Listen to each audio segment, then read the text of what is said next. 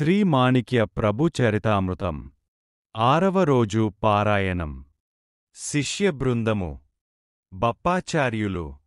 ప్రభు యొక్క శిష్యగణ సముదాయం చాలా పెద్దదిగా ఉండేది.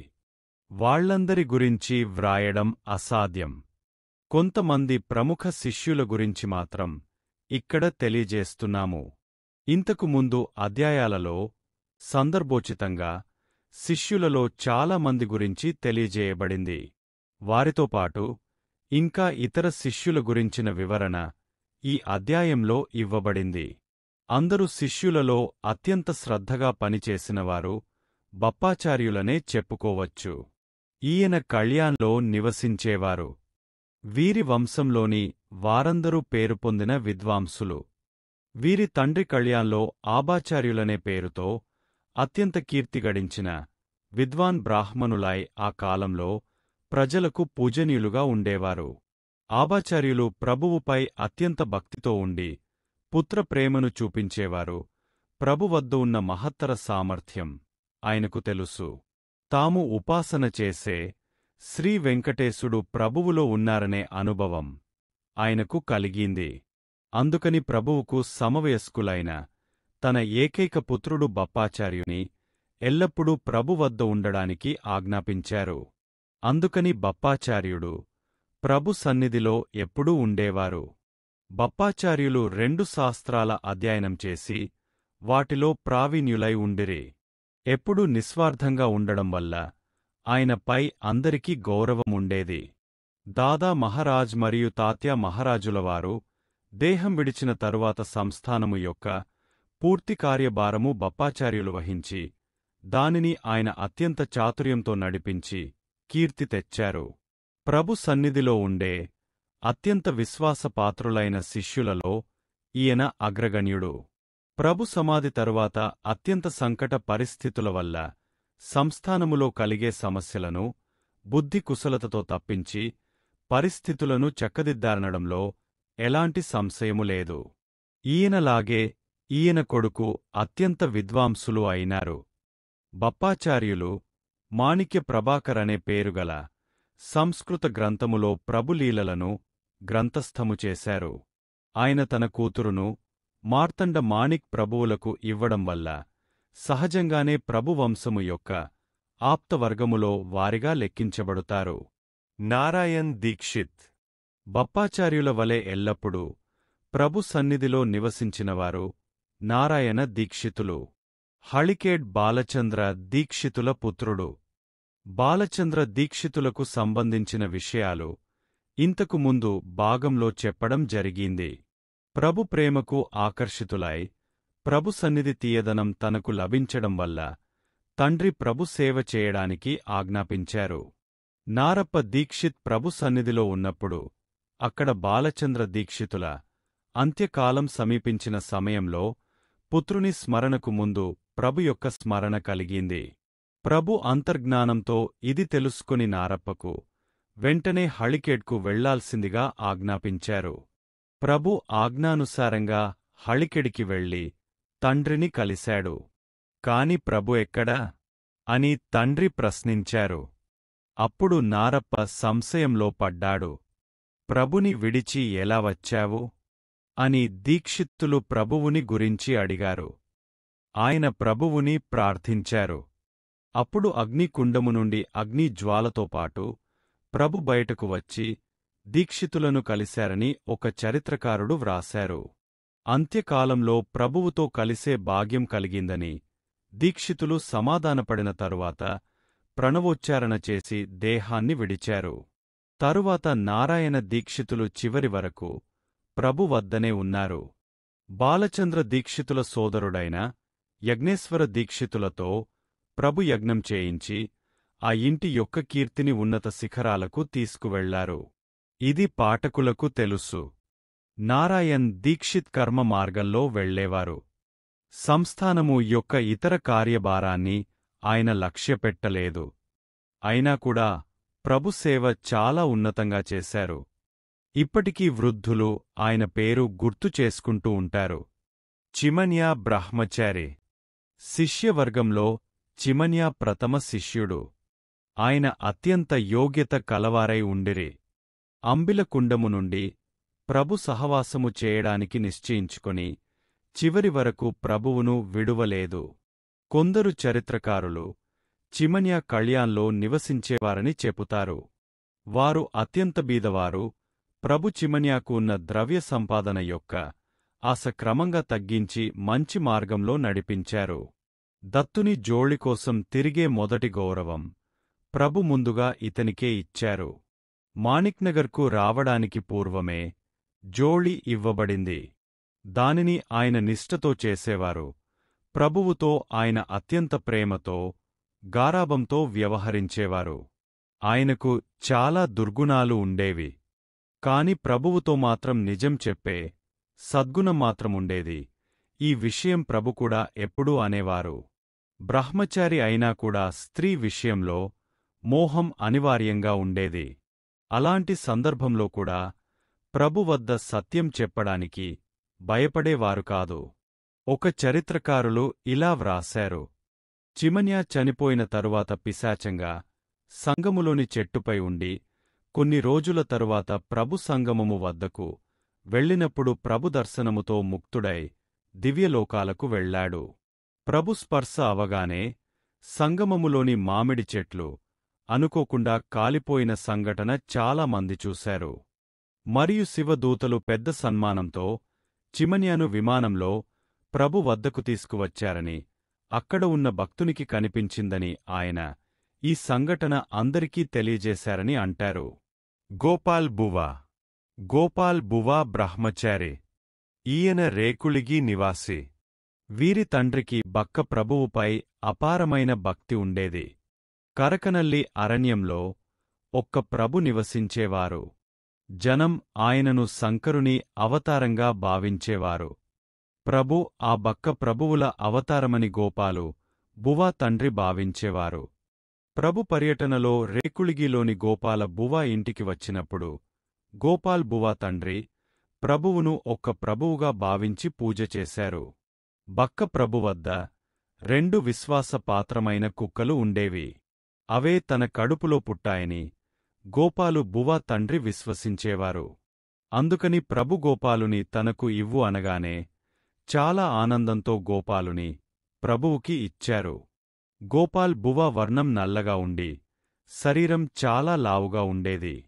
ప్రభు వద్దకు వచ్చిన తరువాత ఆయన అత్యంత భక్తితో ప్రభు సేవ చేశారు. తన ప్రాణాన్ని లక్ష్యపెట్టకుండా ఎల్లప్పుడూ ప్రభు సేవలో ఉండేవారు. ఈయన ఆజన్మ బ్రహ్మచారియే ఉండిరి. ఆయన తండ్రి సోదరుని వంశస్థులు రేకుళిగిలో ఇప్పటికీ ఉన్నారు. వారంతా కూడా ప్రభు భక్తి పారాయణులై ఉన్నారు. రాంబావు లంగోటి. ఈ బ్రహ్మచారి దినమంతా లంగోటి వేసుకుని తిరిగేవారు. అందుకని ఈయన పేరులో లంగోటి అని స్థిరపడిపోయింది. ఈయన ప్రభు మహారాజ్ మాణిక్ నగర్లో ఉన్నప్పుడే వచ్చారు. ఈయన ఎక్కువగా తాత్యా మహారాజుల వారిని అభిమానించేవారు. వీరి కుటుంబం వ్యవసాయంపై నడిచేది. తాత్యా మహారాజుల తరువాత ఆయన 2 పుత్రులను చూసుకునే పనికూడా రాంబావు పైనే ఉండేది. ఈయన దీర్ఘాయుష్కులై ఉండిరి. కనుక ఆయన నోటి నుండి ప్రభుచరిత్ర వినే భాగ్యం చాలా మందికి కలిగింది. టోల్ అనే చరిత్రకారుడు వ్రాసిన ప్రభుచరిత్ర వీరు చెప్పిన విషయాల ఆధారంగానే వ్రాయబడింది. నరహరికృత చరిత్ర కూడా ఈయన సహాయంతోనే తయారయింది. ఇంట్లోని చిన్న పిల్లలను వీరు గారాబం చేసేవారు. శ్రీమార్తండ మాణిక్ ప్రభు యొక్క 2 పుత్రులకు బాల్యంలో ఈయన చాలా సేవ చేశారు. చాలా వరకు చిన్న పిల్లలందరినీ వీరే చూశారనడంలో ఏ సంశయమూ లేదు. ఇంట్లోని చిన్న పిల్లలందరికీ లంగోటి రామ కావలసి వచ్చేది. మాణిక్నగరికి వచ్చే గోసావి బైరాగులను పరామర్శ చేసేవారు. వాళ్లకు కావలసిన సౌకర్యాలు కలిగించేవారు. ప్రభు చరిత్రలో ఎన్నో కథలు ఈ రచయితకు వారి నుండే తెలిసాయి. ఆయన ప్రభు వంశంలోని పిల్లల బాగోగులు చూస్తూ ప్రభు సేవలో జీవితం గడిపి చివరికి ఇక్కడే తన పవిత్ర దేహాన్ని విడిచారు. దయాల్ దాస్. దయాల్ దాస్ అనే ఒక శ్రీమంతుడైన వ్యాపారి ఉండిరి. మద్రాస్లో ఈయనకు పెద్ద వ్యాపారముండేది. ఈయన బాటియా జాతీయుడు. బాటే జాతీయుల స్వభావానికి అనుగుణంగా పెద్ద వ్యాపారం చేసి చాలా ధనం సంపాదించి ఉండెను. వృద్ధాప్యంలో కొంతకాలం తీర్థాటన చేసిన తరువాత ప్రభు కీర్తి విని ప్రభు దర్శనానికి మాణిక్నగర్కు వచ్చాడు. ఇక్కడికి వచ్చిన తరువాత ప్రభువు యొక్క లీలలు చూసి విస్మయం చెందాడు. ప్రభువులో సాక్షాత్ ఈశ్వరుడే ఉన్నారని నమ్మాడు. కాని తనకు రామరూపం కనిపించాలని ఆయన ప్రభువుకి విన్నవించుకున్నాడు. ప్రభు అప్పుడు ఇలా చెప్పారు: బాబా, రాముని రూపం కనిపించడం చాలా కష్టం. ఆయనను చూడాలనుకుంటే మన సర్వస్వాన్ని విడిచిపెట్టాల్సి వస్తుంది.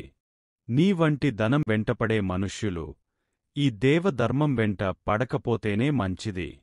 ఇది చాలా చెడ్డది అని చెప్పినా వినకపోతే ఇంటికి వెళ్లి భార్య పిల్లల ఆలోచన ఏమిటో తెలుసుకోమని చెప్పి పంపించారు. అలాగే ఆయన వెళ్లి ప్రాపంచిక వ్యవహారాలను పుత్రులకు అప్పగించి భార్యను తీసుకుని వచ్చి ఇక్కడ ఉండిపోయారు.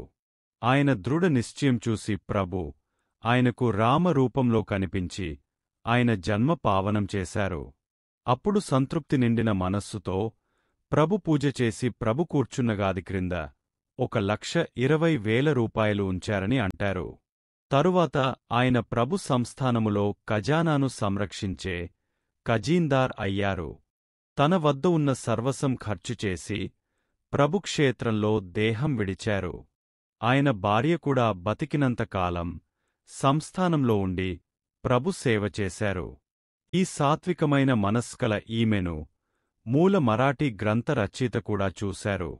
ప్రభు వంశంలోని వారిపై వీరికి చాలా ప్రేమ ఉండేది.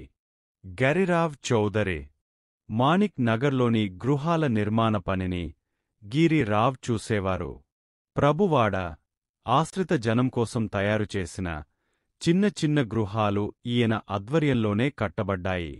గిరిరావ్ కళ్యాణికి చెందినవారై అక్కడ నివసిస్తూ చౌదరి వృత్తి చేసేవారు. ప్రభువు ఈయనకు సమవయస్కులై ఉండడం వల్ల ప్రభు సామర్థ్యమును అనుభవంతో తెలుసుకున్నారు. అందుకని ప్రభు నివాసము మాణిక్ నగర్లో స్థిరమవగానే ఇక్కడికి వచ్చి ఉండిపోయారు. తరువాత మరణించే వరకు ఇక్కడే ఉండి ప్రభు సేవలో తన జీవితాన్ని దారపోశారు. ఇప్పటికి ఈయన మనమడు మాణిక్ నగర్లోనే ఉన్నారు. రామచంద్రబువా నాసిక్కర్ రామచంద్రబువా ముందుగా మాణికి నగర్కి వచ్చినప్పుడు నాసిక్కర్ పేరుతో పిలవబడ్డారు. ఇక్కడ నుండి వెళ్లిన తరువాత సోలాపూర్లో నివసించడం వల్ల సోలాపూర్కర్ అయ్యారు. ఈయన ప్రభు సన్నిధిలో కొంతకాలం పనిచేశారు. ఈయన ప్రభు చరిత్ర పద్య రూపంలో వ్రాశారు. అలాగే పుస్తక రూపంలో కూడా ఒక చరిత్ర వీరి పేరుతో ప్రసిద్ధమైనది. దాంట్లో తాము మాణిక్ నగర్కి ఎలా వచ్చామో తెలియజేస్తూ తమ వంశంలో జరిగిన సంఘటనలు వ్రాశారు. ఈయన పూర్వీకులు నాసిక్ దగ్గరలోని త్రయంబకేశ్వర్లో ఉండేవారు. యజుర్వేదంలోని మాద్యందిన శాఖకు చెందిన ఈ కుటుంబం వేదశాస్త్ర అధ్యయనం చేశారు. ఈయన పూర్వజులు 10 తరాల నుండి దత్త ఉపాసన చేసేవారు. అందువల్ల ఈయన కూడా దత్త ఉపాసకులై ఉండిరి.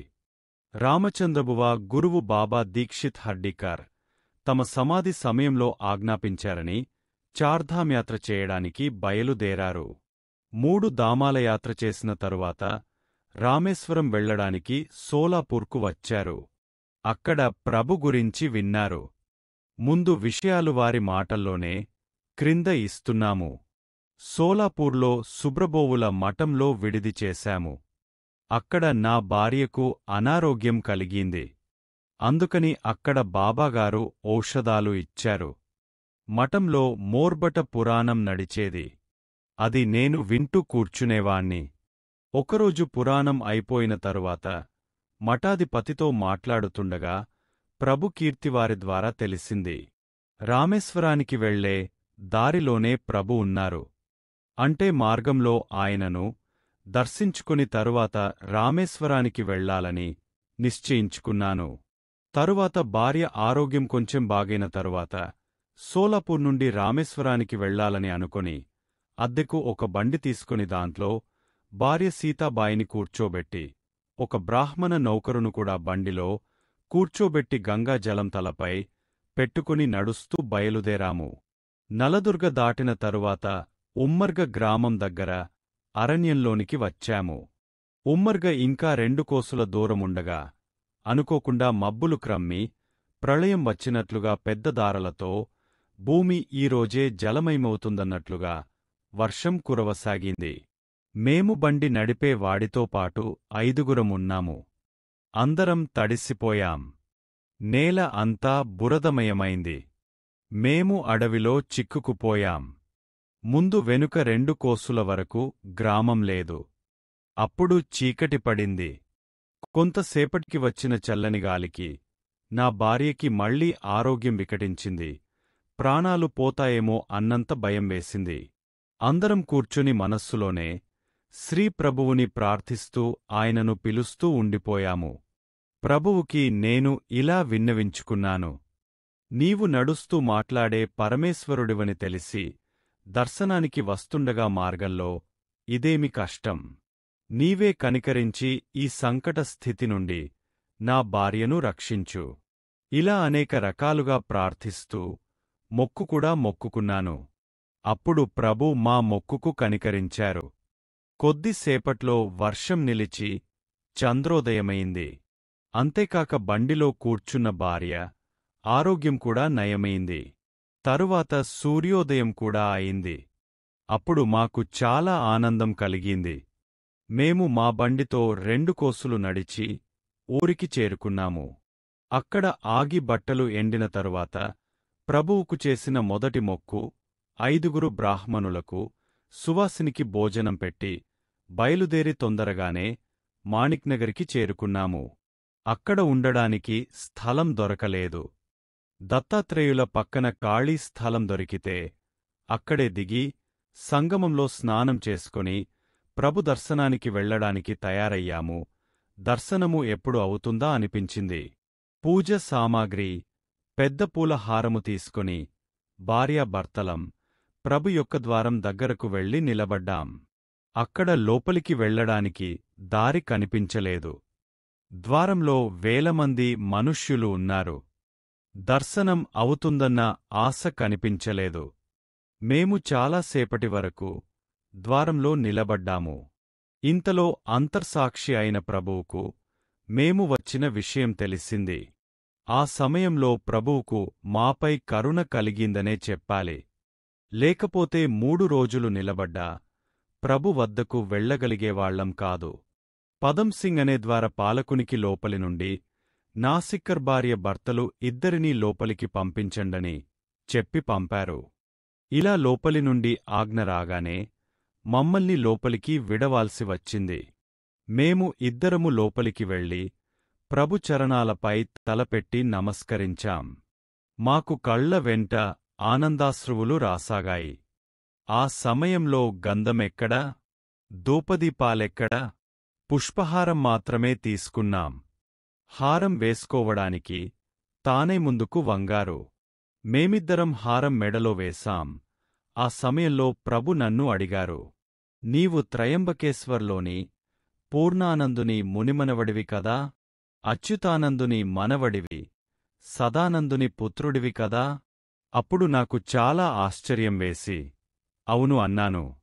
సోలాపూర్ నుండి మా దగ్గరికి వచ్చేటప్పుడు మార్గంలో మీకు సంకట పరిస్థితి కలిగింది కదా, కాని ఆ సందర్భాన్ని ఇక్కడ ఎవరి వద్ద ప్రస్తావించవద్దు అని చెప్పితే నేను ఒప్పుకున్నాను.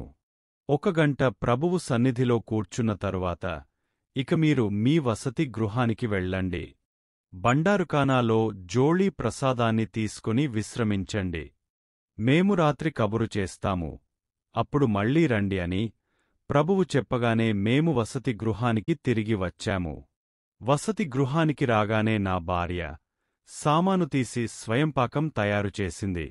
ఇంతలో ప్రభు ఆజ్ఞతో మంచి సరుకులతో వంటకు కావలసిన సామాగ్రి వచ్చింది.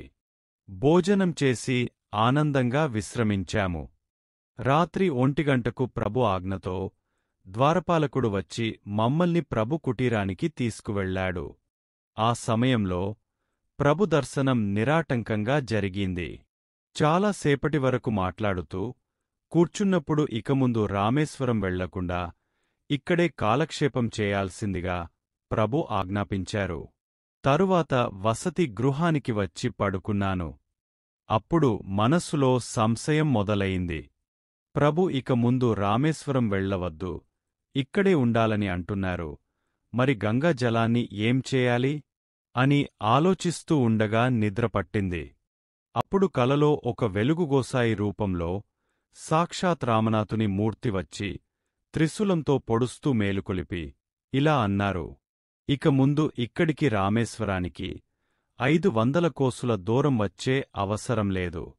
నీవు తెచ్చిన గంగా జలాన్ని మాణిక్ ప్రభుపై పోస్తే అది నాకే చేరుతుంది. కారణం నేను, ప్రభువు ఒక్కటే. మెలకువ వచ్చిన తరువాత చూస్తే గోసాయి కనిపించలేదు. కాని గంగా జలం గురించిన ఆలోచన దూరం అయింది. తరువాత ప్రభు దర్శనానికి వెళ్ళినప్పుడు మీరు గంగా జలాన్ని తీసుకొని రామేశ్వరానికి ఎప్పుడు వెళ్తారు అని అడిగారు. అప్పుడు నేను నడుస్తూ మాట్లాడుతూ ఉండే ప్రభు ఉన్న రామేశ్వరం విడిచి 500 కోసులు దూరంలో ఉన్న రామేశ్వరం వెతుకుతూ ఎందుకు వెళ్తాను? ప్రభు చరణాలే మాకు రామేశ్వరం అన్నాను. తరువాత 2 రోజులకు ఏకాదశి ఉండెను. ఆ రోజు ప్రభువుపై గంగా జలం పోసే కార్యక్రమం వైభవంగా శివాలయంలో జరిగింది. వేలమంది బ్రాహ్మణులు అక్కడ చేరారు. వైదిక మంత్రాల ఘోషతో 4 దిక్కులా ఆనందం నిండిపోయింది. పెద్ద పెద్ద అధికారులు శివాలయంలో ప్రభుతో అవభృత స్నానంలో పాలు పంచుకున్నారు. మిగతా వాళ్లంతా బయట ఉండిరి. ప్రభు స్నానం సమయంలో శివాలయంలో బ్రాహ్మణులు వేదఘోష చేస్తూ ఉండిరి. ప్రభు స్నానం జరిగిన తరువాత ఎంతో మంది తీర్థంతో స్నానం చేశారు. వేలమంది ప్రక్షాళన చేసుకున్నారు. రెండో రోజు ద్వాదశి రోజు సహస్ర బ్రాహ్మణ భోజన ఏర్పాటు చేయబడి భోజనం చేసిన ప్రతి ఒక్కరికి దక్షిణ ఇవ్వడం జరిగింది. ఈ విధంగా కార్యక్రమం వైభవంగా సమాప్తమై మా 4వ ధామం రామేశ్వరయాత్ర ప్రభు చరణాలలో సంపూర్ణమై ప్రభు ఆజ్ఞతో వారి వద్దనే ఉండిపోయాను. ఇవన్నీ రామచంద్రబువ సోలాపూర్ కర్వ్రాసిన పుస్తకంలో స్వయంగా వారికి సంబంధించిన విషయాలు. ప్రభు సమాధి అయ్యే వరకు వీరు మాణిక్నగర్లోనే నివసించారు. తరువాత ప్రభు ఆజ్ఞతో సోలాపూర్కు వెళ్ళిపోయారు. అక్కడ ప్రభుగాది స్థాపన చేసి మిగిలిన జీవితాన్ని ప్రభు సేవలో వినియోగించారు. ఆయన వ్రాసిన ప్రభుచరిత్ర పుస్తక రూపంలోకి పండిత్ అనే పేరుగల గృహస్థు తీసుకువచ్చారు. ఆ పండితుడు ఈ పుస్తకాన్ని 1889 సంవత్సరంలో ప్రచురించారు. ఆ సమయంలో రామచంద్రబువాకు సంబంధించి ఆయన చాలా కొద్దిగా వివరణ ఇచ్చారు.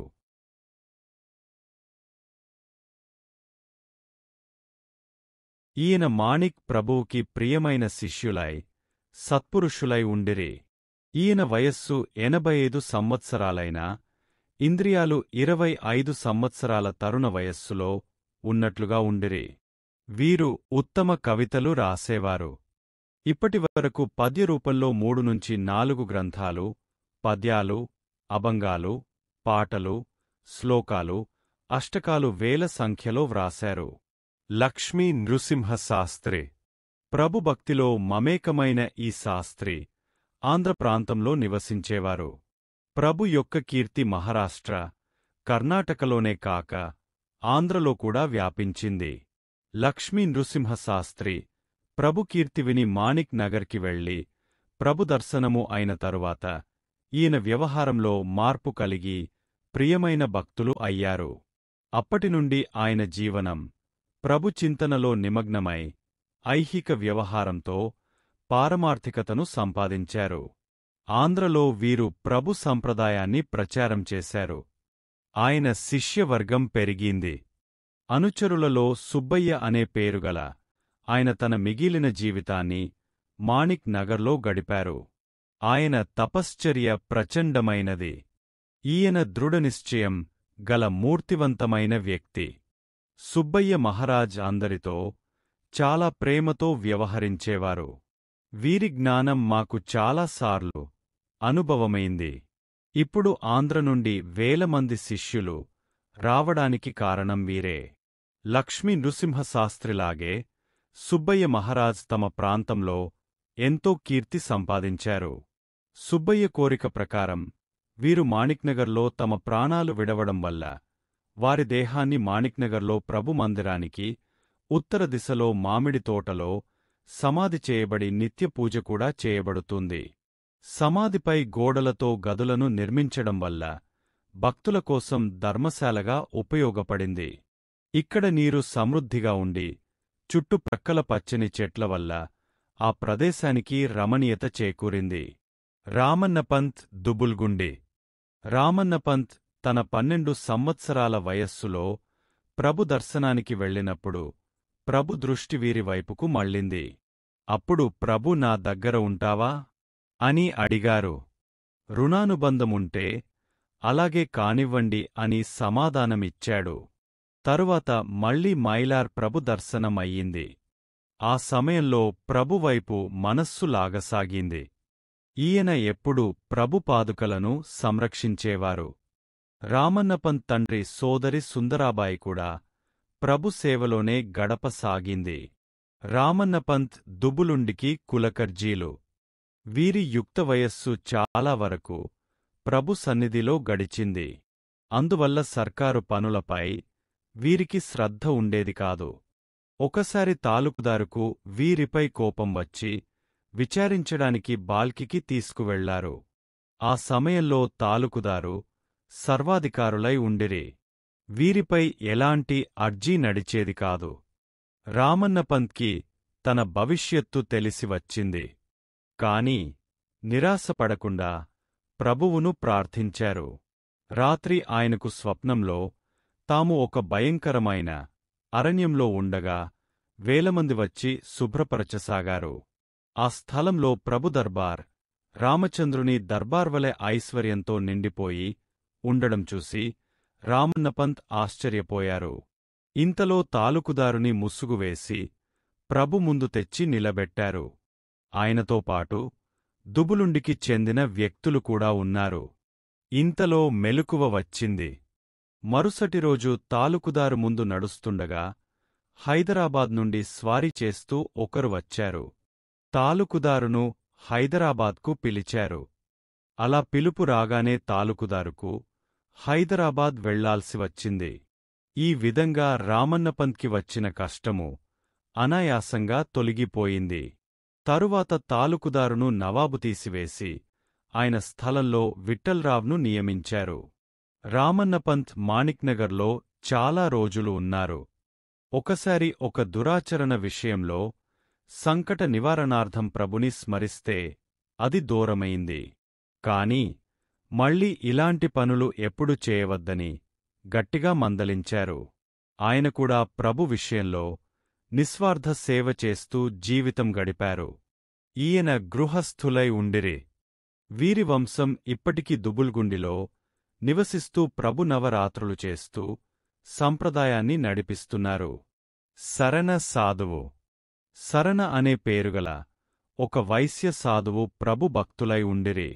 ఆయన చిటుగుప్పలో ఉన్నప్పుడు ఒకసారి సంకట పరిస్థితి వచ్చింది. అతనిని ఒక దొంగతనం విషయంలో జైలులో వేశారు. వాస్తవంగా ఆయనకు ఆ దొంగతనంతో ఏ సంబంధము లేదు. కాని సాధువును ద్వేషించే కాశీనాథ్ పాపే అను పేరుగల మాంత్రికుడు రాజేశ్వర్ కర్నవాబు చాడీలు చెప్పి సంకటంలో ఇరికించారు. కాశీనాథ్ మాంత్రికునికి ఆ నవాబ్పై చాలా నమ్మకముండేది. కారణం వారు శిష్యులై ఉండిరి. నిరపరాధి అయిన సరణ్ జైల్లో నుండే ప్రభువును ప్రార్థించాడు. అప్పుడు ప్రభు స్వయంగా చిటుగుప్పకు వెళ్లారు. మాణిక్ నగర్లో నివసిస్తున్నప్పుడు ఈ ఘటన జరిగిందని కొందరు అంటారు. ఇంకొందరు మాణిక్నగర్ రావడానికి పూర్వం ప్రభు కొద్దికాలం అక్కడ ఉన్నప్పుడు ఈ ఘటన జరిగింది అంటారు. మాణిక్ నగర్లో నివాసం ఏర్పరుచుకున్న తరువాత ప్రభు ఎక్కడికి వెళ్లలేదు అని చాలామంది అనేవారు. ప్రభు చిటుగుప్పకు స్వయంగా వెళ్లి రామమందిరంలో దిగి నవాబుకు కబురు పంపించారు. సరను నిరపరాధి, అందుకని ఆయనను విడిచిపెట్టమని చెప్పారు. నవాబుకు మాంత్రికుని తో ముందే విషయం తెలియడం వల్ల ప్రభు చెప్పిన దానిని నిర్లక్ష్యం చేశారు. సరనును విడిపించకుండా అక్కడి నుండి కదలకూడదని ప్రభు ఆలోచన. అందుకని అక్కడ ప్రభు 3 రోజులు బస చేశారు. రాత్రి నవాబుకు స్వప్నంలో సరనుని విడవవలసిందిగా ఆజ్ఞ అయింది. ఆ ఆజ్ఞ ప్రకారంగా తాలూకుదారుకి ఆయన హుకం జారీ చేశారు. కాని ఆ రోజు సరనుని విడవలేదు. ఇక్కడ నవాబుకి మళ్లీ స్వప్నంలో ఒక సాధువు కర్రతో కొడుతూ ఆయన్ను పడవేశారు. వెంటనే నవాబు భయపడి మహమ్మదనే తాలూకుదారుకు వెంటనే కబురు చేసి సరన్సాదుని విడవవలసిందిగా ఆజ్ఞాపించారు. అప్పుడు తాలూకుదారు స్వయంగా చిడుగుప్పకు వచ్చి సరనును విడిచిపెట్టారు. మరియు ఆ మాంత్రికునికి ముసుగువేసి బేడీలు వేసి ఆయనను హైదరాబాద్ పంపించారు. సరణ సాదుపుకు వచ్చిన సంకట పరిస్థితిని ఈ విధంగా దూరం చేసి ప్రభు అఖండేశ్వరానికి వెళ్లారు. రామకృష్ణపంత్ తహసిల్దార్. రామకృష్ణపంత్ తండ్రి శ్యామరావ్.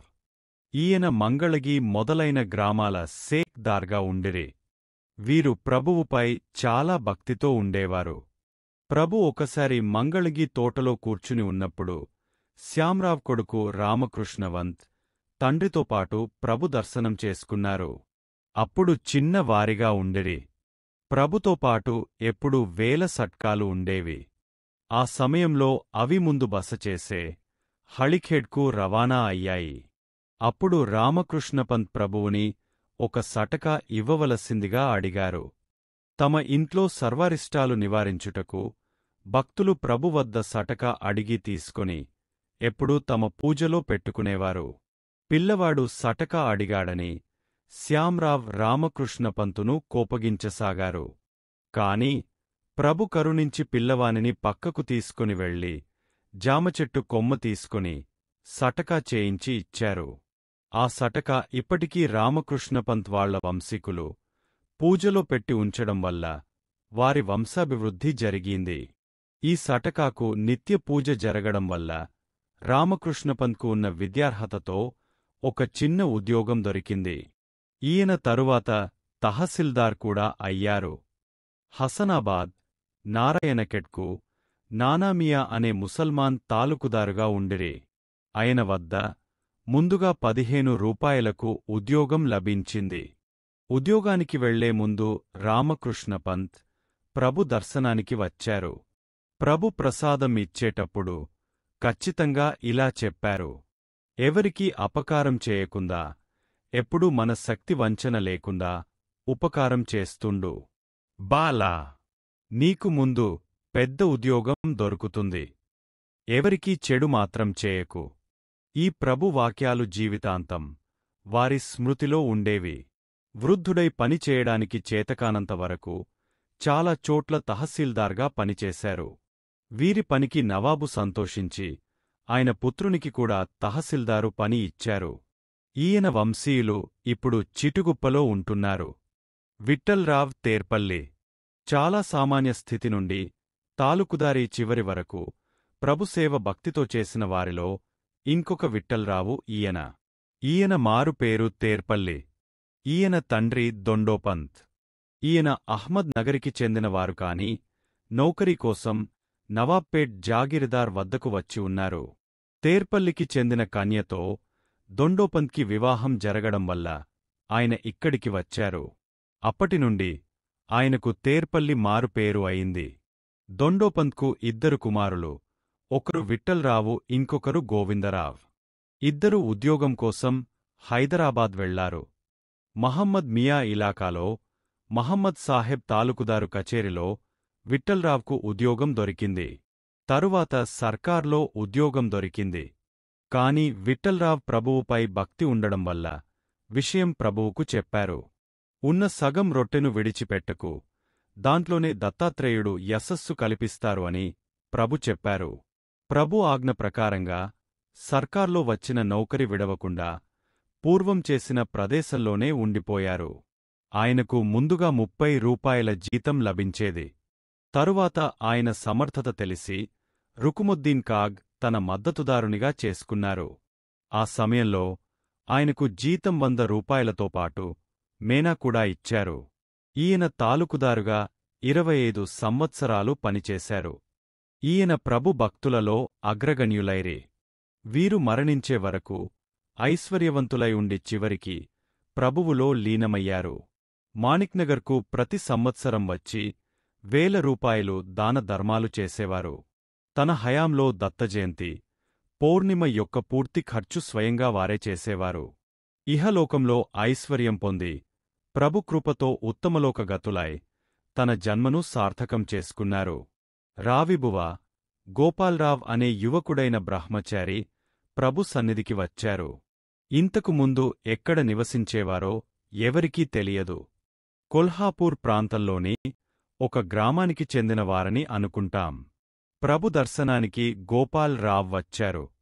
వీరి పేరు చివరలో రాష్ట్రీ అని పేరు ఉండడం వల్ల అది వారి ఇంటి పేరు అయి ఉండవచ్చని అందరూ ఆయను రావిబువ అనేవారు. రావిబువ యొక్క బుద్ధి కౌశల్యం చూసి ప్రభు ఆయనకు సమర్థ రామదాసు విరచిత దాసబోధలోని కొన్ని ప్రకరణలు అర్థయుక్తంగా చెప్పారు. రావబువాకు దాసబోధ మనస్కు నచ్చి చివరి వరకు ఆ గ్రంథ పరిశీలన చేస్తూ ఉండిపోయారు. ముంబాయిలో ఉద్యోగం చేస్తున్న రఘునాథరావ్ నాయక్ అనే పేరుగల ఒక గృహస్థు ప్రభు గురించి విని మాణిక నగర్కు వచ్చారు. ప్రభు దర్శనం అయిన తరువాత ప్రభు చరణాల వైపు మనసు లాగి ప్రభు భక్తులయ్యారు. అక్కడ ఇంజనీరుగా మొదట రఘునాథ్ బువాకి 15 రూపాయల జీతం దొరికేది. కాని ప్రభు కృపతో వారి పనిలో నైపుణ్యం పెరిగి లక్షల రూపాయలు సంపాదించి ప్రభు సేవ చేశారు. ఒకసారి ఒకచోట భవంతి నిర్మించడానికి పునాదులు తీసి పని జరుగుతున్నప్పుడు ఒక చిన్న దత్తుని మూర్తి దొరికింది. దానిని ప్రభు వద్దకు తెచ్చి ఇచ్చారు. ప్రభు ఆ మూర్తిని తోడమీద కూర్చోపెట్టుకొని పేడా తినిపించారని ఆ వంశంలోని వారు చెపుతారు. ఈ మూర్తి ఇప్పటికీ రఘునాథ వంశంలోని వారి పూజలో ఉంది. ఈ ఇంటివారు ఇప్పుడు ముంబాయిలో ఇతర ఆప్తుల సహాయంతో ప్రభు కార్యం, సేవ తత్పరతతో చేస్తారు. ప్రభు ఆజ్ఞ ప్రకారంగా రావ్జీబువాను ముంబాయికి తీసుకుని వెళ్లారు. రావ్జీబువా ముంబాయిలో మరణించేవరకు ఆయన ఇంట్లోనే ఉండేవారు. అక్కడ ఆయన కీర్తి సంపాదించి తమ శిష్యవర్గాన్ని ప్రభు సంప్రదాయంలో విలీనం చేశారు. రావ్జీబువా వ్రాసిన వీలునామా ఆధారంగా మాణిక్ రావ్ ముల్గావ్కర్ గారి ఇంట్లో ప్రతి సంవత్సరం ప్రభు జయంతి ఉత్సవం ముంబాయిలో జరుగుతుంది. రావ్జీబువా వల్ల ప్రభు యొక్క సంప్రదాయం ముంబాయిలో ప్రథమంగా గుర్తింపు వచ్చి ఇప్పటివరకు దినదినాభివృద్ధి చెందుతూ వచ్చింది. చింతామణి బువా ప్రభు భక్తులలో చింతామణి బువా ఒక పేరుగొన్న వర్గానికి చెందిన భక్తులు.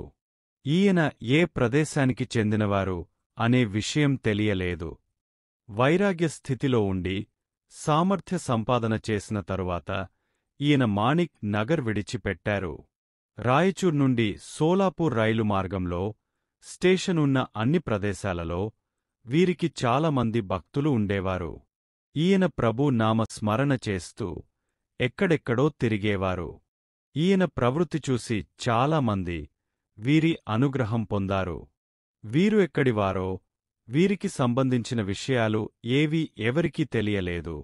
ప్రభు సమాధి తరువాత ఈయన కొంతకాలం మాణిక నగర్కు వచ్చి ఉన్నారు.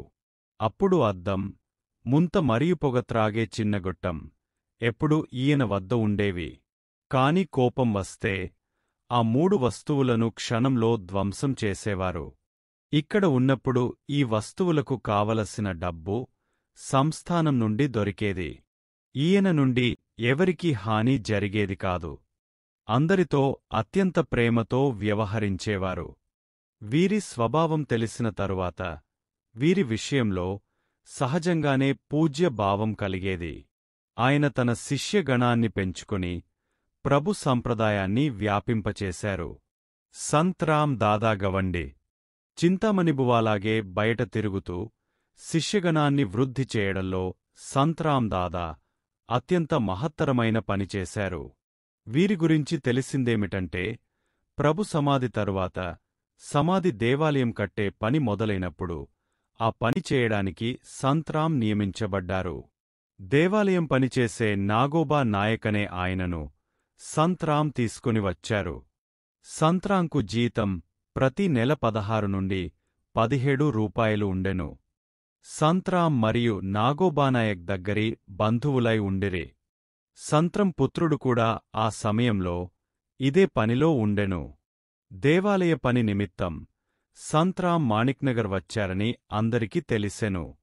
అంతకుముందు ప్రభు దర్శనం ఎప్పుడు అయిందో, అనుగ్రహం ఎప్పుడు కలిగిందో వివరాలు తెలియదు. ముంబాయిలో ఈయన అనుయాయులు చాలామంది ఉన్నారు. ప్రభు యొక్క బిరుదావళి ముంబాయిలోని సంత్రాం దాదా మందిరములో పెద్ద అక్షరాలతో వ్రాయబడినది మరాఠీ రచయితకు కనిపించింది. దీని నుండి ప్రభు సాంప్రదాయాన్ని వ్యాపింపచేసే పనివారు ఉత్తమ రీతిలో చేశారని తెలుస్తుంది. శ్రీ ఏకనాథ్ గణేశ్ భండారి అనే ఆయన వ్రాసిన సంత్రాం దాదా యొక్క చిన్న చరిత్రలో ప్రభువుతో ఆయనకు ఎంత ఆప్త సంబంధముండేదో తెలుస్తుంది. ఈ లఘు చరిత్రలో చివరికి సంత్రాం దాదా అనుభవాలైన కొన్ని ప్రభు చమత్కారాలు కూడా ఇవ్వబడ్డాయి. మహాసమాధి దాదా మహారాజు, ఇప్పటివరకు మేము మా ప్రియ పాఠకులకు ప్రభు చరిత్రలోని అద్భుత రమణీయ కథను నివేదించాము. ప్రభు అవతారలీల రసవత్తరమైన ఘటనలతో నిండిపోయింది.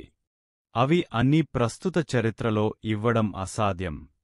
ఇప్పటివరకు వచ్చిన భాగం నుండి ప్రభు చరిత్ర మా పాఠకులకు అర్థమయ్యే ఉంటుంది.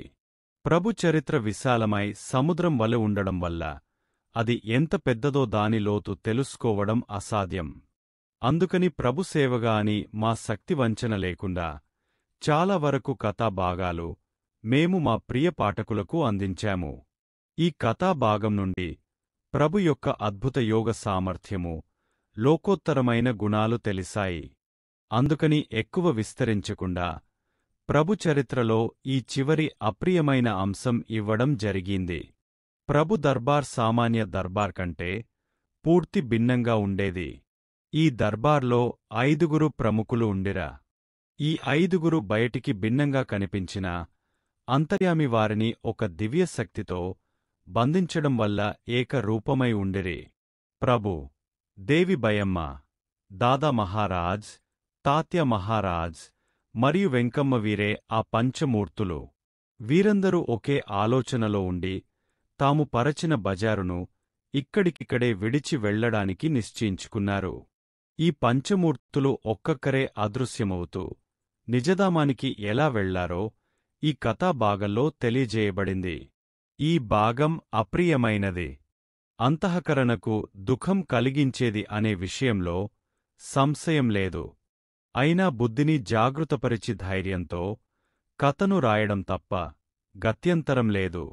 పాఠకులు కూడా మనస్సు గట్టి చేసుకుని శాంత మనస్సుతో చదవాలని విన్నవించుకుంటున్నాము. పై పంచమూర్తులలో దాదా మహారాజులవారు ప్రథమ ప్రయాణానికి సిద్ధమయ్యారు. కొన్ని రోజులు ప్రభువు మరియు దాదా మహారాజులవారు ఏకాంతంలో గడిపిన తరువాత ఇద్దరు ఆలోచించి దేహమును వీడటానికి నిశ్చయించి చతుర్థాశ్రమమును దాదా మహారాజులవారు స్వీకరించారు. శాస్త్రయుక్తంగా చతుర్థాశ్రమము తీసుకుని తల్లికి అభివాదం చేశారు. తల్లి రుణం నుండి ముక్తి కావడానికి ఇది ఒక మార్గమని శాస్త్రంలో చెప్పారు. ఆ విధంగా ఆయన ఆచరించారు. మాతృ హృదయానికి కలిగిన బాధను సమాధానపరచటం అసాధ్యం. తన పుత్రుడు తన ముందే వెళ్ళిపోవడం చూడడం ఏ తల్లికైనా అశక్యం. అయినా కూడా ప్రభువు మరియు దాదా మహారాజులవారు తల్లిని సాంత్వన మాటలతో సముదాయించారు. ప్రభు ప్రేరణతో మాతృశ్రీ అనుమతి ఇచ్చిన తరువాత దాదా మహారాజు యోగ మార్గంతో తమ దేహాన్ని 1861 సంవత్సరం ఫాల్గున్ శుక్ల పాడిమి రోజు విడిచారు. వీరు పరమయోగులై మౌనవృత్తిలో ఉండేవారు. బీదలపై, దీనులపై, గోసాయి, ఫకీరు, బైరాగి మొదలైన వారిపై వీరు ప్రేమ కలిగి ఉండేవారు. మాణిక్నగర్లోని అనాథలకు సహాయకారులుగా కూడా ఉండేవారు. ఆజ్ఞ ప్రకారం నడుచుకుంటూ సోదరులతో ప్రియమైన సోదరునిగా ఉండేవారు. అందుకని ఆయన అదృశ్యంతో మాణిక్నగర్లోని ఆబాలగోపాలం శోకతప్తులయ్యారు. తల్లి గట్టిగా ఏడ్వసాగింది. సోదరులకు కూడా అమితమైన దుఃఖం కల్గింది. కాని ప్రభు వీరందరికీ ఆధారచక్రం అవడం వల్ల ప్రభువును చూసి అందరూ దుఃఖాన్ని దిగమింగుకొని మాణిక్ నగర్లోని కార్యక్రమాలన్నీ యథాప్రకారం నడిపి దాదా మహారాజ్లను స్మృతిశేషులను చేశారు. వీరి సమాధి సంగమ ప్రదేశంలో చేసి దానిపై చిన్న దేవాలయం కూడా నిర్మించారు. ఆయన సమాధికి నిత్యం పూజ జరగడమే కాక వార్షిక ఆరాధన కూడా జరుపబడుతుంది. దాదా మహారాజుల సమాధికి సంబంధించిన విషయం ఇతర చరిత్రకారుల కంటే సోలాపుర్కర్ గారు వివరంగా ఇచ్చారు. ఆయన ఇలా అంటారు: దాదా మహారాజ్ ఏ కార్యంలోనూ పాల్గొనకుండా, ఎవరితో మాట్లాడకుండా, ఎప్పుడు ధ్యానస్థులై తమ ఆత్మానందంలో లీనమై ఏకాంతంగా కూర్చునేవారు. మొదట ఏ స్వభావమైతే ఉందో అది చివరి వరకు ఉండేది. సమాధికి పూర్వం దాదాసాహెబ్ మరియు ప్రభువు 3 రోజులు రాత్రింబవళ్ళు ఏకాంతంలో ఉన్నారు.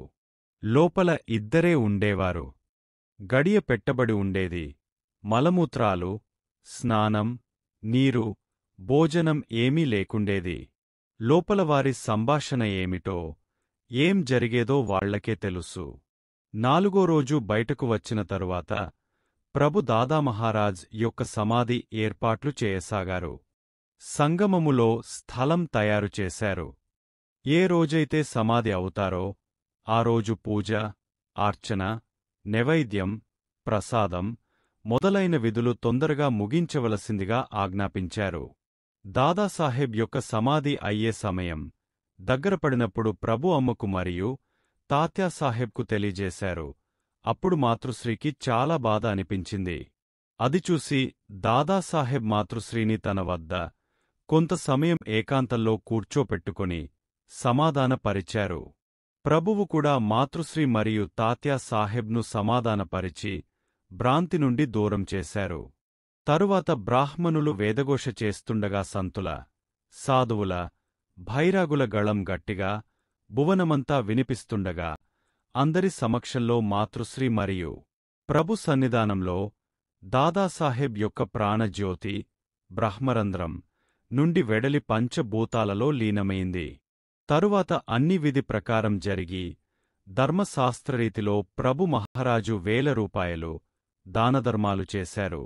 టోల్ అనే ఆయన హనుమంతరావ్ దాదా హఠయోగం ప్రకారం దేహాన్ని విడిచారు అనే విషయాన్ని మాత్రమే వ్రాశారు.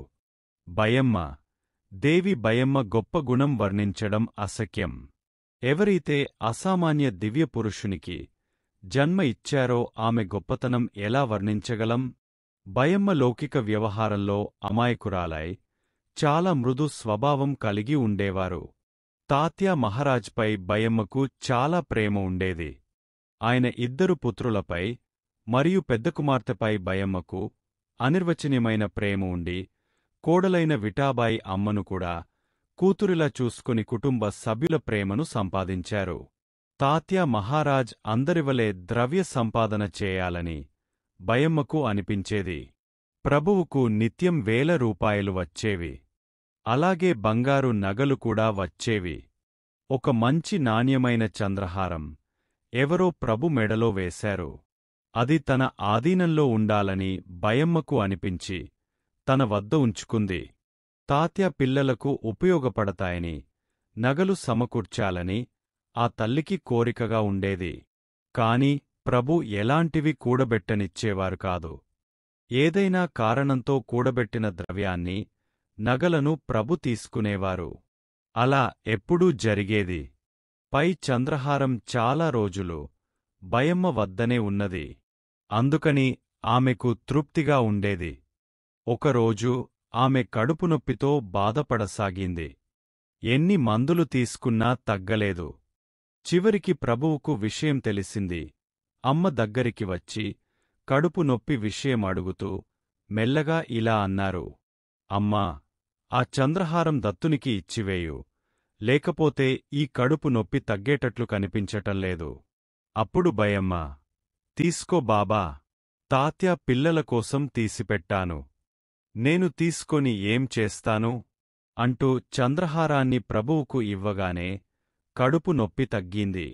ప్రభువుపై అమ్మకు అన్విరచనీయమైన ప్రేమ ఉండేది. వారికోసం ఫలాహారం నిత్యం తయారు చేసేది. అది చాలా ప్రేమతో తినేవారు. ఇద్దరు పుత్రుల కీర్తిని ప్రత్యక్షంగా చూసిన ఆ తల్లి ధన్యురాలైంది. ప్రభు దర్శనం కోసం వచ్చిన భక్త సమూహం అమ్మకు పూజ్యభావంతో నమస్కారం చేయకుండా వెళ్లేవారు కాదు. ఈ విధంగా అమ్మ ప్రేమతో ఆనందదాయక వాతావరణంలో చాలా కాలం గడచిన తరువాత అవతార సమాప్తి సమయం దగ్గరపడింది. అప్పుడు కొన్ని కారణాల వల్ల అమ్మ ఆరోగ్యంలో కూడా తేడా కనిపించింది.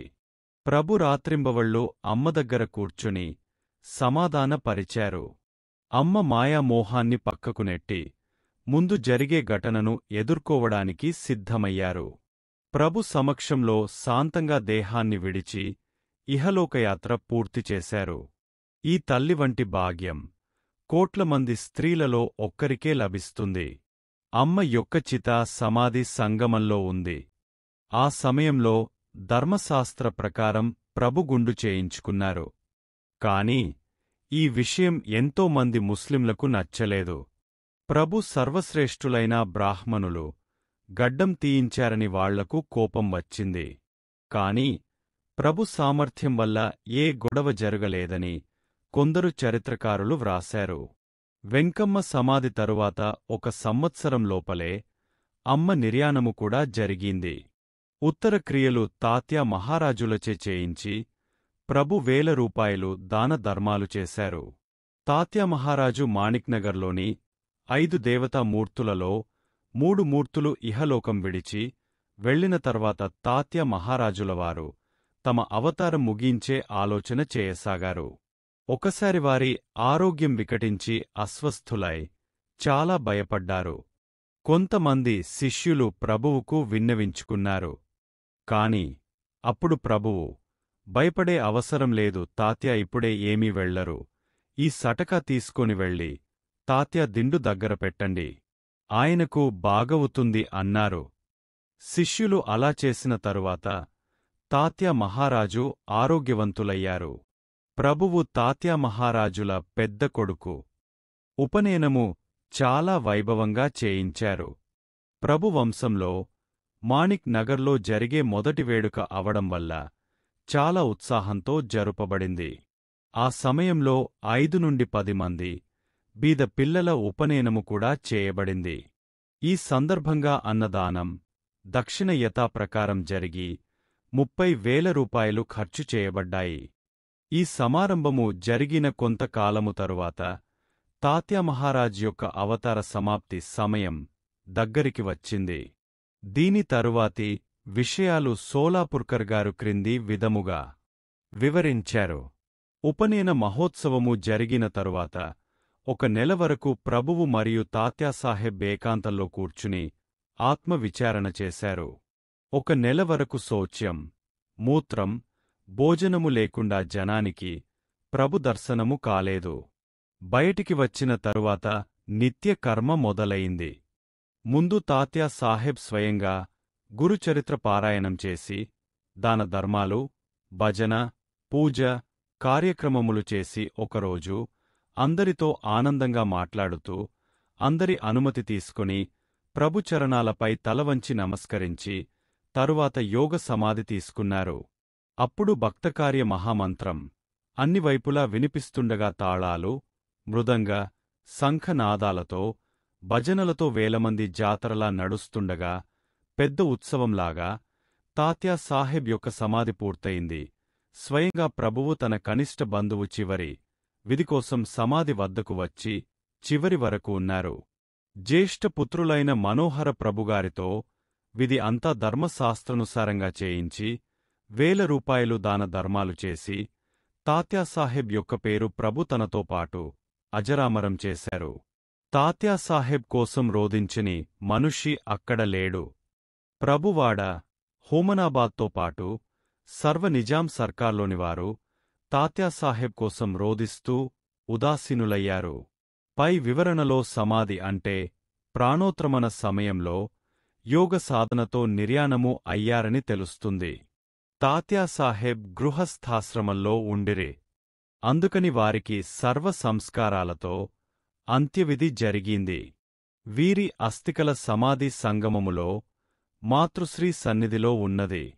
తాత్య మహారాజ్ ప్రభు సమక్షంలో ధీరోదాత్తతతో దేహ విసర్జన చేశారని వృద్ధులు అంటారు. చివరి వరకు ప్రభువారికి ధైర్యం చెపుతూ వచ్చారు. చూడు తాత్య, చలించకుండా ధైర్యం తెచ్చుకో అంటూ మస్తకభేదం అయ్యే వరకు ప్రభు ఇలా అంటూనే ఉన్నారని చాలామంది అంటారు. ఈ విషయంలో టోల్ అనే ఆయన ఇలా వ్రాశారు. ఆ రోజు ప్రభువు రాంబామ లంగోటితో ఇలా అన్నారు: రామా, తాత్య ఈరోజు వెళ్తానంటున్నాడు. చూద్దాం, ఇప్పుడే ముక్తినిద్దామంటూ తాత్య వద్దకు వెళ్ళి కాలుబోటన వేలు ఒత్తిపట్టుకుని పంచప్రాణాలు నాభి వద్దకు వచ్చేట్లు చేసి ముక్తినిచ్చారని రాంబావ్ లంగోటిగారు చెప్పినట్లుగా టోల్ అనే చరిత్రకారులు వ్రాశారు. రాంబావ్ లంగోటి ఎప్పుడూ తాత్య మహారాజు యొక్క సేవలో ఉండేవారు. అందువల్ల పై విషయం పూర్తి సత్యమైనది. తాత్య మహారాజులవారు ధైర్యంతో ఇహలోకం విడిచారనడంలో ఎలాంటి సందేహం లేదు. ఆ సమయంలో ఆయన యుక్త వయస్సులో ఉండేవారు. వయస్సులో ఉన్న పత్ని, 3 చిన్న పిల్లలను వదిలి నిర్భయంగా దేహయాత్రను ముగించారు.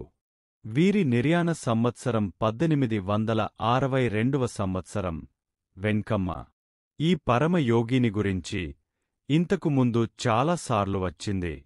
మాణిక్నగర్లో వెంకమ్మ అందరికీ పూజనీయురాలై ఉండేది. అందరికీ ఆమెపై ప్రేమ ఉండేది. శుభ్రమైన వస్త్రాలు ధరించి ఎప్పుడూ ప్రభు స్మరణలో నిమగ్నమై ఉండేది. ప్రభువు కంటే ముందు తను దేహత్యాగం చేయాలని ఆమె నిశ్చయించుకున్నది. కాళ్లకు గజ్జెలు కట్టుకున్నట్లుగా అహోరాత్రులు ప్రభు భజనలో గడిపిన తరువాత ఒకరోజు వెంకమ్మ నిశ్చేష్టురాలై పడిపోయింది. ఈమె కోమటి అని ఇంతకు ముందు తెలియజేయడం జరిగింది. కోమటివారి ధర్మానుసారంగా కోమటి మహిళలు ప్రేతయాత్రకు ఏర్పాట్లు ప్రారంభించారు. వెంకమ్మ దేహత్యాగం చేసింది అని అనుకుని శవం ఎత్తడానికి ప్రయత్నించసాగారు. అప్పుడు ఆమె నోటి నుండి ఓంకారధ్వని వెలువడింది. ఇది చూసి అందరూ ఆశ్చర్యపడుతూ ప్రభు వద్దకు వచ్చి విషయం చెప్పారు. ప్రభు సర్వజ్ఞులైనందువల్ల ఆమె అంతఃకరణను తెలుసుకుని ఇలా అన్నారు: ఆమె మనస్సులో బ్రాహ్మణులే సమాధి చేయాలని ఉంది. మరెవ్వరూ ఆమెను తాకకండి. ఆ విధంగా ప్రభు ఆజ్ఞానుసారం బ్రాహ్మణులు వెంకమ్మకు స్నానం చేయించి పసుపు, కుంకుమ నొసట వ్రాసి, కొత్త చీర, జాకెట్టు వేసి, ఒడినింపి మారుతి దేవాలయానికి దగ్గరలోని మైదానంలోనికి తీసుకెళ్లి పెద్ద ఉత్సవంగా ఆమె సమాధి విధిని నిర్వహించారు. బ్రాహ్మణుల చేతి స్పర్శ తగలగానే ఓంకార నాదం వినిపించడం ఆగిపోయింది. మిగతా సంస్కారాలు వెంకమ్మ దేహానికి యథావిధిగా జరిగాయి. ఈ ప్రసంగాన్ని రామచంద్రబువ ఇలా వ్రాశారు: వెంకమ్మ కోసం సేవకులు బ్రాహ్మణ సంఘం తరపు నుండి సుశోభితమైన విమానం కట్టి తయారుచేశారు. తరువాత నేను మరియు బప్పాచార్యులు స్నానం చేయించి, శుభ్రమైన కొత్త వస్త్రాలు కట్టించి, పూర్తి శరీరానికి భస్మం రాసి, నొసటికి గంధం రాసి, అక్షింతలు వేసి మెడలో రుద్రాక్షమాల వేశాము. అప్పుడు వెంకమ్మ ఇంకోసారి లేచి ప్రభువుకు, విఠాబాయికి నమస్కరించి పద్మాసనం వేసుకుని కూర్చుని సమాధిలోకి వెళ్ళింది. అప్పుడు అవధూత చింతన అంటూ ఒకే ధ్వని వినిపిస్తూ వాద్యాలు మ్రోగసాగాయి. విమానం తీసుకువెళ్లడానికి తయారుచేసిన వాహనాన్ని లేపడానికి 8 మంది బ్రాహ్మణ సేవకులు పట్టగా 4 వైపుల నుండి ఖర్జూర పళ్ళు, కొబ్బరిగిటకలు, పోకలు, బత్తాసులు, గులాల్ బుక్క, తులసి, పువ్వులు ఎంతోమంది రూపాయలను వెదజల్లసాగారు. వేలమంది సాధువులు, భైరాగులు భజన చేస్తూ ముందు నడుస్తుండగా అరబ్, రోహిలే, పరదేశి మొదలైనవారి తుపాకీ కాల్పులతో పొగలాగా మబ్బు నిండిపోయింది. ఇలా ఊరేగింపులాగా వెంకమ్మ యొక్క విమానం టెహెళదాసు తల్లి సమాధి వద్దకు తెచ్చిదించారు. అక్కడ అరబ్, రోహిలే మొదలైన ముస్లిం వాళ్లు ముందుకు వచ్చి చేతిలో ఉన్న తుపాకులు క్రిందపెట్టి వెంకమ్మకు సంతాపం ప్రకటించారు. ఈ రోజు మా సోదరి మమ్మల్ని విడిచి దేవుడి వద్దకు వెళ్ళింది అంటూ ముస్లింలు అశ్రునివాళి అర్పించారు. దగ్గరలోని 6 కోసుల వరకు చిన్న గ్రామాల ప్రజలు వెంకమ్మ సమాధి యాత్రకు వచ్చారు. తరువాత స్వయంగా ప్రభు మహారాజులవారు వచ్చి వెంకమ్మకు యథాప్రకారం పూజ, ఆరతి మా చేతులతో చేయించి విమానం నుండి భూమిపై సమాధి స్థలంలో కూర్చోపెట్టారు. ఈ సమయంలో దత్తనామం వినిపించసాగింది. తరువాత పూర్తి సమాధి చేసి అక్కడున్న వారందరికీ ముస్లింలకు బత్తాసు, సక్కరి పుటాని, పేడ, బర్ఫీ మొదలైనవి ప్రసాదంగా పంచిన తరువాత వెంకమ్మ గుణాలను పొగుడుతూ జనులందరూ బాధాతప్త హృదయులై తమ ఇళ్లకు వెళ్లారు. సోలాపుర్కర్ గారు ఇంకా ఇలా అన్నారు: వెంకమ్మ సామాన్యురాలు కాదు. ఆమె సిద్ధయోగిని. కేవలం పార్వతీ దేవి అవతారం అయి ఉండెను. అక్కడున్నవారందరి నేత్రాల నుండి అశ్రుధార ప్రవహిస్తూనే ఉండెను. వెంకమ్మ యొక్క దేహం ఏ ప్రదేశంలో అయితే ఉంచబడిందో ఆ ప్రదేశంలో దేవాలయం నిర్మించాలని భక్తులకు కోరికగా ఉండెను. కాని ప్రభు ఆజ్ఞ లేకుండా అది సాధ్యం కాదని తెలుసు. కొందరు ఈ విషయాన్ని ప్రభువుకు చెపితే ఆమెకు సామర్థ్యముంటే తనే దేవాలయం నిర్మించుకుంటుంది, మనం ఆ విషయంలో ఆలోచించే అవసరం లేదు అన్నారు. ఇది విని అందరూ నిరాశ చెందారు. కాని కొన్ని రోజుల తరువాత వెంకమ్మ సమాధిపై దేవాలయం నిర్మించబడి ఉదయం, సాయంత్రం వెంకమ్మకు పూజ, అర్చన చేయడం మొదలైనాయి. దేవాలయంలో నందా దీపం అఖండంగా వెలుగుతూ దేవి పూజ జరిగేది. మాణిక్ నగర్లో ప్రభు మందిరానికి దిగువలో వెంకమ్మ యొక్క దేవాలయం ఉన్నది. ఆమె పరమ సాధ్వి. భక్తుల కోరికలను తీర్చడంలో సమర్థురాలై ఉండెను. నవరాత్రులు మొదలైన ఉత్సవాలు వెంకమ్మ దేవాలయంలో జరుగుతూ హోమ హవనాది కార్యక్రమాలు పెద్ద ఎత్తున జరిగేవి. దేవి మధుమతి భగవాన్ దత్తాత్రేయుని శక్తి. ఆమె వెంకమ్మ రూపంలో ప్రభు సన్నిధిలో వచ్చి ఉండెనని అందరూ నమ్మేవారు. దేవికి చేసినట్లుగా పూజ, అభిషేకం, ఉత్సవం మొదలైనవి బ్రాహ్మణుల చేతుల మీదుగా జరుగుతూ అనేకమంది మొక్కులు తీర్చుతూ అందరికీ ఆరాధ్య దైవమైంది. తన దేవాలయ కట్టడం, పూజ వ్యవస్థ స్వతంత్రంగా ఆమె చేయించుకుంది. సంస్థానంపై ఏ రకమైన భారం ఉండేది కాదు. ప్రభు సమాధి. ప్రభు తన పరివారంలోని ముఖ్యమైన 4 వ్యక్తుల తరువాతనే తాను ఇహలోకం నుండి ప్రయాణం చేయాలనుకున్నారు. జనన మరణరహితమైన వ్యక్తులు లోక కళ్యాణం కోసం ఈ జగత్తులో అవతరించి నివసించి ఇక్కడి కార్యం నడపడానికి యోగ్యమైన అధికార పురుషుని నియమించి తాము నిజధామానికి చేరుకుంటారు. ఇది అందరికీ తెలిసిన విషయమే. ప్రభు ఒక దివ్య సాంప్రదాయాన్ని స్థాపించి దానిని నడపడానికి అన్ని విధాలుగా సమర్థులైన వారిపై భారం మోపి తన దేహాన్ని తాత్కాలికంగా లోకుల దృష్టి నుండి తప్పించారు. ప్రభువు యొక్క భౌతిక దేహం సమాధిగతమైతే అందరికీ దుఃఖం కలగడంలో ఆశ్చర్యం లేదు. ప్రభు యొక్క సగుణ స్వరూప సహచర్యంతో జనులకు కష్టాలు తీరి స్వాంతన కలిగేది. అందువల్ల దేహవియోగంతో వారి ప్రియ భక్తులకు భరించలేని దుఃఖం కలిగింది. అందుకని ఆ దేహవియోగం ప్రియ భక్తులు భరించలేకపోయారు. ప్రభు తన సమాధి రోజును ముందే నిశ్చయించుకున్నారు.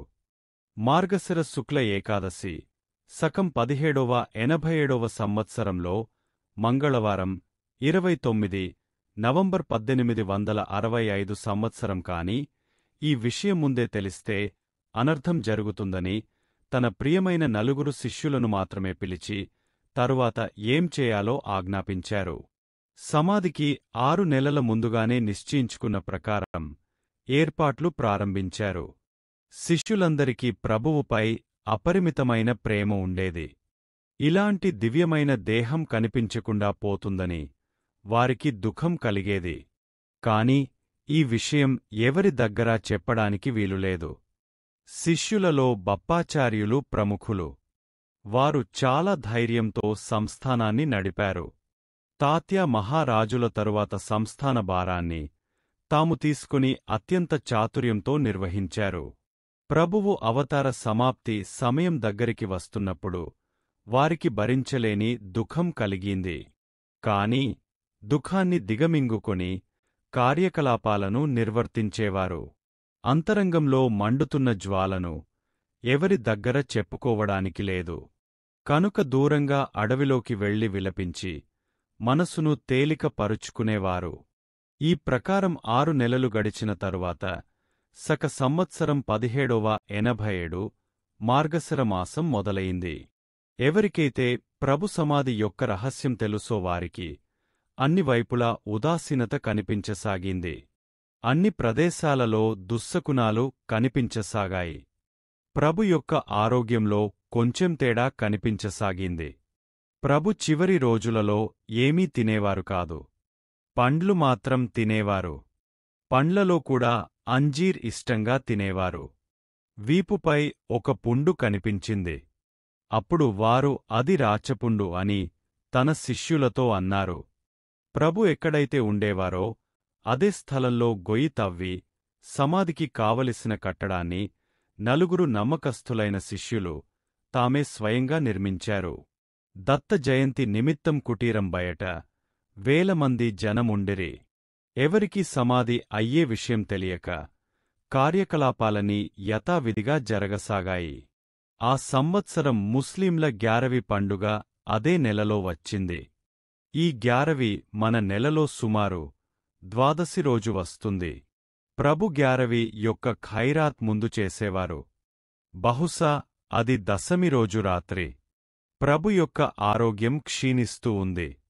వీపుపై పుండు వ్యాపించసాగింది. ఈ స్థితిలో గ్యారవి యొక్క ఖైరాత్ ఎలాగా అని శిష్యమండలికి దిగులు మొదలయింది. కాని ప్రభు ఖైరాత్ యొక్క దర్బార్ జరగడానికి ఆజ్ఞ ఇచ్చిన తరువాత ఏర్పాట్లు మొదలయ్యాయి. ఆ సంవత్సరం ముస్లిం జాతికి ఆ రోజు రాత్రిన భూతో న భవిష్యతి అన్నట్లు జరిగింది. ఖైరాత్ కోసం ప్రభు దర్బార్లో గాదిపై వచ్చి కూర్చున్నప్పుడు ప్రభువుకి శారీరక వేదన ఉన్నట్లుగా ఎవరికీ అనిపించలేదు. ఇంకా ఎక్కువ ఆనందంగా ఉన్నట్లు అనిపించింది. ఈ ఖైరాత్ రాత్రంతా నడుస్తూ ప్రభు చేసే దానం అఖండంగా జరిగింది. సూర్యోదయం కాగానే ప్రభు విశ్రాంతి కోసం తన కుటీరంలోనికి వెళ్లారు. ఆనాడు ఏకాదశి పుణ్యదినం కావడం వల్ల ప్రభు సమాధి కోసం ముందే అనుకున్నట్లుగా చతుర్థాశ్రమం తీసుకుని నిర్ణయించుకున్న సమయానికి సమాధిలో ఆసనంపై కూర్చున్నారు.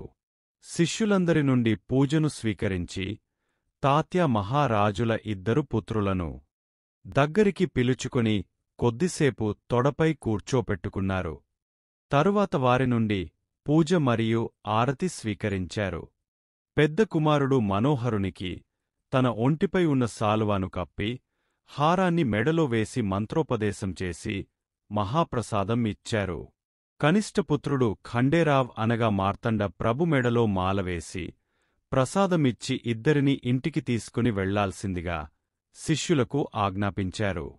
తరువాత తన ఆసనాన్ని సిద్ధం చేసుకుని సమాధి ముందు భాగాన్ని మూసి వేయవలసిందిగా శిష్యులకు ఆజ్ఞాపించారు. ఆజ్ఞ ప్రకారంగా శిష్యులు బాధాతప్తమైన హృదయంతో ద్వారాన్ని మూసివేశారు. పైకి కొద్ది భాగం తెరిచి ఉంచి దాంట్లోంచి చూస్తూ ఉండాల్సిందిగా రాంబావ్ లంగోటికి చెప్పారు. ఆ విధంగా సాయంత్రం 5 గంటల వరకు చూస్తూ కూర్చుని ఉన్నారు. సుమారు 5 గంటల సమయంలో మస్తక భేదమైన తరువాత ఆ భాగం కూడా పూర్తిగా మూసివేయడం జరిగింది. ఇది పూర్తిగా రహస్యంగా జరిగింది.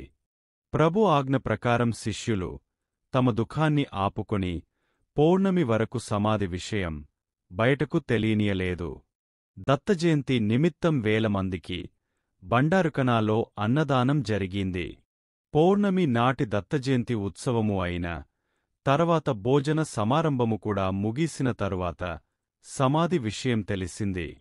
ఆ సమయంలో ప్రభు యొక్క సగుణ రూపం కనుమరుగై రాతి సమాధి కనిపించగానే సర్వత్రా అల్లకల్లోలం మొదలై ఎంతో మంది ప్రభు వియోగం భరించలేక తల భూమిపై కొట్టుకుంటూ ప్రాణాలర్పించడానికి సిద్ధపడ్డారు.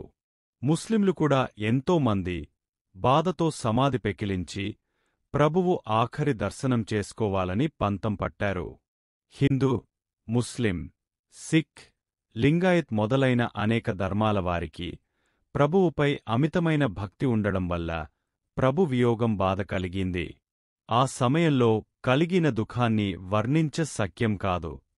కొందరు చరిత్రకారులు ఆ సందర్భాన్ని ఇలా వివరించారు: కొంతమంది భక్తులు తమ దేహ త్యాగం చేయడానికి కూడా వెనుకాడలేదు.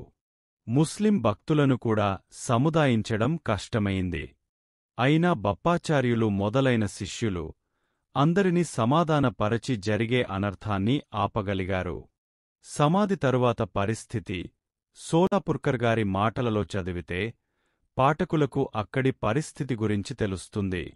ఆ విధంగా 3 రోజులు చాలా దుఃఖంలో మరియు నిశ్శబ్ద స్థితిలో గడిచిన తరువాత చతుర్దశి రోజు దత్తగాది వద్ద దత్తాత్రేయుని జన్మోత్సవం జరుగుతున్నప్పుడు ప్రభు బయటికి రాలేదని అందరూ మాట్లాడుకుంటుండగా విషయం తెలిసి మరుసటి రోజు బండారు ఎలాగో జరిగింది. అప్పటి వరకు జనం సహనం వహించారు. కాని ఆ రోజు సాయంత్రం విషయం తెలిసి నగరంలో హాహాకారాలు మొదలై ద్వారం వద్ద గుంపుగా వేలమంది దర్శనం కోసం ఒకరిపై ఒకరు పడుతూ తోసుకుంటూ ముందుకు వచ్చిన వారికి ప్రభు కనిపించకుండా సమాధి కనిపించింది. ఏమి చెప్పాలి? జనంలో దుఃఖ సముద్రం ఎగసిపడింది. ఎంతో మంది ప్రభూ ప్రభూ అంటూ తలను నేలకు కొట్టుకుంటూ ఛాతిని కొట్టుకుంటూ ఎంతో మంది కడుపులో శూలాలను కుచ్చుకున్నారు. ఈ విధంగా హాహాకారాలు చుట్టుముట్టాయి. ముస్లిం, అరబ్, రోహలే మొదలైనవారు ఆత్మహత్య చేసుకున్నారు. ఎంతో మంది బావిలో దూకి విషం తీసుకుని ఆత్మహత్య చేసుకున్నారు. వేలమంది అరబ్, రోహిలేలు సమాధి ముందు తమ ఆయుధాలను ఉంచి ప్రాణాలు అర్పించారు. కొందరు ప్రభును సమాధి తెరిచి చూస్తామని పట్టుపట్టారు. అప్పుడు హిందూ, ముస్లింల మధ్య వివాదం వచ్చింది. పెద్ద పెద్ద సర్కారివాళ్లు వచ్చి ఈ పరిస్థితిని యుక్తితో సమాధానపరిచారు. ప్రభు కోసం మొగలాయి ప్రాంతం 15 రోజులు దుఃఖసాగరంలో ఉండిపోయింది. ప్రభువాడాలోని వారి మరియు ప్రభువుకి కావాలసిన వారి శోకం వర్ణించడం ఎవరి తరం కాలేదు. ఈ విషయాన్ని టోల్ ఇలా వ్రాశారు: ప్రభు నిజధామానికి చేరుకున్నారు. ఈ వార్త పౌర్ణమి మరుసటి రోజు ప్రాతఃకాల సమయంలో తెలియగానే హాహాకారాలు మిన్నంటాయి. ప్రభులేని ఆ రోజు విహ్వలులాయ్ జనం ఆక్రోశిస్తూ ప్రభు సమాధి వద్దకు రాసాగారు. నిజానంద స్థితులైన ఆ ప్రభు స్థలంలో అమితమైన జనం నిండడం వల్ల ఏం చేసినా శాంతం అవలేకపోయారు. వేలమంది స్త్రీ పురుషులకు తమ జీవితం తృణప్రాయంగా కనిపించసాగింది. ఎవరు ఎవరినీ గుర్తుపట్టలేకపోయారు. ఆక్రందనలు దశ దిశలా వ్యాపించాయి. దాంట్లో కొందరు తలను భూమికి కొట్టుకుని మోక్షాన్ని పొందారు. కొందరు ఆ స్థలాన్ని చూసి శరీరాన్ని వదిలేశారు. ప్రభువు జడ పదార్థంగా కనిపించే నశ్వర దేహంపై జనానికి అమితమైన ఆసక్తి ఉండడం వల్ల పూర్తి సమాజం శోకతప్తులయ్యారు. ఆ సగుణ స్వరూపంపై జనం ప్రేమ కనపరచడానికి కారణం తెలిసినదే. తన అవతార సమయంలో ప్రభు వేలమంది జీవుల దుఃఖహరణ చేసి సుఖమందించారు. వారు దీనదయాళువు, మనస్సు కోమలమై ఉండి ఓదార్యంలో కర్ణుణ్ణి మించిన వారై ఉండిరి. అత్యంత సమర్థులై ఉండి సంపూర్ణ ఐశ్వర్యం వారి పాదాల వద్ద ఉన్న విరక్తులై ఉండిరి. వ్యవహార కుశలత పరాకాష్ఠతో లోక కళ్యాణం కోసం దీక్షాబద్ధులై ఉండిరి. ఆయన స్వరూపంలో, మాటలలో, నడవడిలో అత్యంత మాధుర్యముండడం వల్ల సర్వమతాలవారిని తన సహజమైన ప్రేమాకర్షణతో తన వైపుకు తిప్పుకున్నారు. జ్ఞానులైనవారు వారి జ్ఞాన స్వరూపానికి ఆకర్షితులై ఉండవచ్చు. కాని సామాన్య జనం ఆయన సగుణ రూపానికి ఆకర్షితులవడం వల్ల ఆ రూపం కనుమరుగవగానే జన సమూహమంతా శోకతప్తులవడంలో ఆశ్చర్యమేముంది? ప్రభు యొక్క చరిత్ర వారి జన్మతో మొదలై ఇక్కడ సమాప్తమైంది. కాని ప్రభు ప్రారంభించిన భక్తోద్ధరణ కార్యాలు, గాది మరియు సంప్రదాయం ఇప్పుడు కూడా కొనసాగుతూ ఉండడం వల్ల ఆ రూపంలో ప్రభు దర్శనం చేసుకునే వాళ్లకు ప్రభు అస్తిత్వం అనుభవంలోకి వస్తుంది. వారి దివ్య సమాధి దర్శనం చేసుకున్నవారికి ప్రభు తమ భక్త కార్యకల్పద్రుం బ్రీదం యొక్క అర్థాన్ని సార్థకం చేస్తూ, కోరికలను తీరుస్తూ భక్తుల హృదయాలలో నిరంతరం వాసం చేస్తున్నారనే భావన దృఢమవుతుంది. అందువల్ల ఈ సమాప్తిలోనే ప్రభు కార్యోత్కర బీజ రూపంలో నిండి ఉందని మేము నమ్ముతున్నాం. శ్రీ దత్తాత్రేయార్పణమస్తు. శ్రీ గురు మాణికార్పణమస్తు. నా ఛానల్ని చూసి నేను పెట్టే ప్రతి వీడియోని చూస్తున్నందుకు మీ అందరికీ కృతజ్ఞతలు. దయచేసి నా వీడియోలని లైక్, షేర్ చేయండి. కుదిరితే కామెంట్ చేయండి. కొత్తగా చూసేవాళ్లు నా ఛానల్ని సబ్స్క్రైబ్ చేయండి.